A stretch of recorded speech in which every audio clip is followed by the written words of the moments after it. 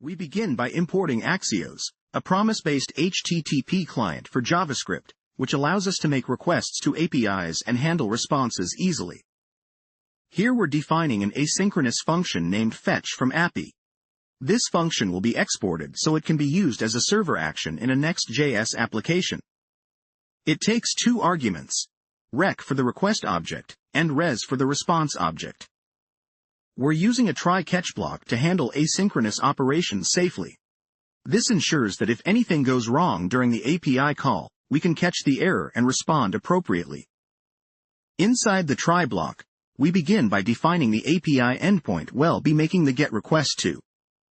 This URL should be replaced with the actual endpoint you're targeting for your third-party API integration. Using Axios, we make a GET request to the defined API URL.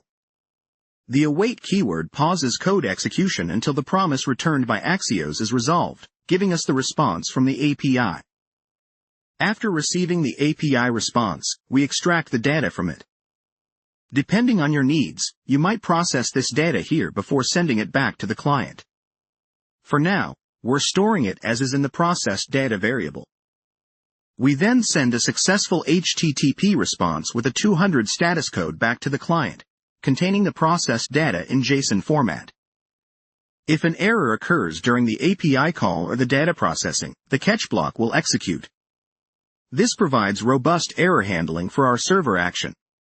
Inside the catch block, we handle the error by sending a 500 internal server error status code, along with a JSON response containing the error message. If no error message is available, a default and unexpected error occurred message is sent. With the closing of the catch block, this marks the end of our server action.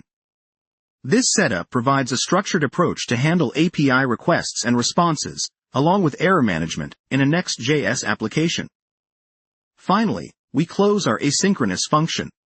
Remember to replace placeholders such as the API endpoint and data processing logic with code relevant to your application's needs.